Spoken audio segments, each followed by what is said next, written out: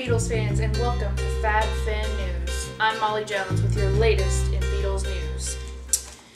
If you were planning on going to the August 17th Tulsa show on Paul's current tour, you might be SOL if you don't already have your tickets. Word on the street is tickets are sold out, and only single seats have been available since a half an hour after the tickets went on sale. So if you're wanting to go to Tulsa, you better start looking for those tickets really hard because they're most likely sold out. And our stale news flash of the week, Ringo Starr will get his own star on the Hollywood Walk of Fame in the year 2010. Ringo seems very excited about this occurrence and says that he can't wait to be walked on. Sorry? Oh. We have a news flash. This just in. Heather Mills is still a douchebag. Who wrote this? Love the astoundingly revered, admired, adored, and amazing Sir, Dr., Mr., etc. McCartney. When did he get all that stuff put in his name? I don't... Anyway, let's go ahead and send it to Sergeant Pepper with the latest in Beatles entertainment news. Sergeant? Hey guys, it's Sergeant Pepper here with your latest in Beatles entertainment. Now, everybody's asking the question, what the hell is up with Beatles Rock Band? So I'm going to give you guys a little bit of insight into the video game. Now, Beatles Rock Band kind of travels with the boys throughout their musical journey. So the Beatles went, so we go. It's really exciting. You get to play in lots of different venues that the boys have played in, including the Ed Sullivan Show, Shea Stadium, Budokan, and even Abbey Road Studios. It's pretty big.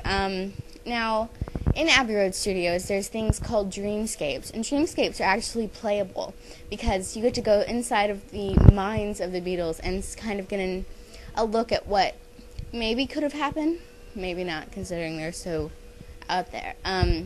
Maybe could have happened if they had decided to play live again. But it's really pretty big because you get places like Pepperland from the movie Yellow Submarine. You get to actually go underwater in Octopus's Garden, and it's pretty exciting. Yesterday was a very big day in Beatles Rock Band. I guess you could call it fandom. I don't know. In Beatles Rock Band, they released a new trailer, and they call it Gameplay Trailer Number 2. You can find it on BeatlesRockBand.com. Now, it's actually pretty cool because you get to see what you'll be looking at whenever you're in new dreamscapes. You get new songs, and it's pretty big. I know I keep saying that, but it really is.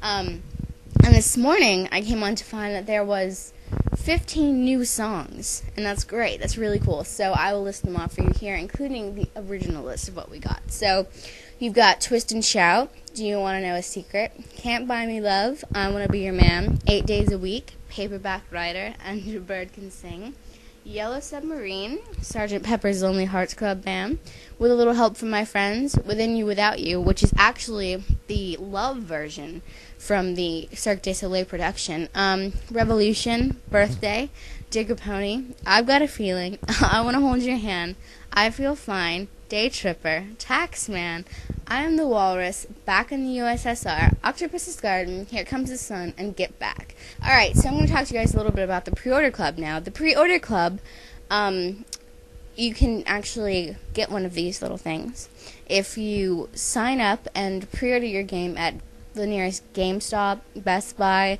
Even if you do it online, I believe you actually get a code. And that's pretty cool because yesterday when they released the trailer, you had to actually be in the pre-order club to view it at first. But now they've released it to the public, and you don't have to worry about that. But it's definitely worth it because you get interviews with the creators. You get you get special wallpapers, which I thought was really neat because I'm using one right now, and lots of goodies. It's really great, and hopefully they said that they were going to be releasing more things for the pre-order club as time goes on. So I think that's it for my segment. Be there at 9909, guys, because it's going to be big. You do not want to miss out on Beatles Rock Band. I'm actually going to go into a little bit more in depth as soon as we get more information, so keep an eye out. This has been Sergeant Pepper. Over to you. Thank you, Sergeant Pepper. For you Beatles fans, we have some cool upcoming events for you to look forward to. There will be a concert for George on August 1st, 4 p.m. and 8 p.m. at the St. George's Hall in Liverpool, England. If you're going to be in the area, I recommend you catch it. It's going to be really cool. Lots of musicians from around the world coming together to celebrate George Harrison's influential music. Also, starting on August 1st and running through September 18th at St. George's Hall in Liverpool will be a George Harrison memorabilia exhibition. I recommend if you're in the area to check that out as well. Later on August 14th through August the 16th, is the Fest for Beatles Fans, which takes place at the Hyatt Regency O'Hare in Chicago, Illinois. I have never been, but Lauren of the Fab Fans has been, and she said it was a great time. If any of you are going, feel free to film some things, throw them in a video response to one of our videos. We'd love to hear about it because none of us ever get to go. So if anyone's going, please give us some video footage and let us know how it is, because maybe I'd like to go next year. And lastly, on our Beatles events, we have International Beatles Week, which starts on August 26th and runs through September 1st out of Liverpool, England. What better place to celebrate the Beatles' heritage than in Liverpool? In Liverpool, people from all around the world will be coming into the city and celebrating the Beatles' music, the Beatles' history, the Beatles' legacy. I would love to be there. However, I've already done my trip to Liverpool for this year. And if any of you are going to that as well, please give us some video footage. We'd love to find out what happens and whether it's maybe worth going to next year. Next, we have a question from one of you guys, one of the fans. Gina Knoxville, this is not from Gina Knoxville. Writes, Dear Fab Fan News Show, the best Beatles news show ever. You girls are so funny, clever, and amazing, and everyone should subscribe to the channel. And Gina is the best anchor ever. I didn't write this. I did not write this, I swear. I didn't. Anyway, the question is, which box set should I buy when the mono stereo remastered sets come out on 9909? We'll send this question over to music expert Dr. Robert. Over to you, Dr. Hello, it's me, Dr. Robert, music specialist, with the answers to your questions. Okay, now today's question is, what is the difference between mono and stereo? And to answer this question, I'm going to use a little example. Now picture this. An actor is moving across the stage from left to right. Now, can you hear it? Good question. In mono, you can hear it perfectly well, but the question is, which way is he moving? To you, it could sound like he's going backwards and forwards, and we can't have that now, can we? In stereo, you can hear him move from right to left, left to right, in your ears. How cool is that?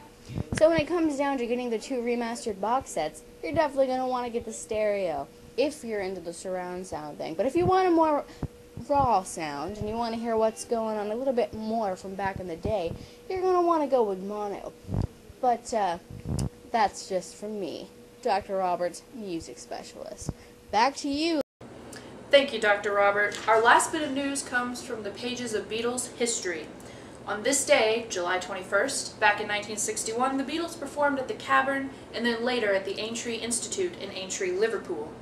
A couple years later, in 1969, on July 21st, the Beatles recorded 8 takes of Come Together in EMI Studios 3 and 2 in London.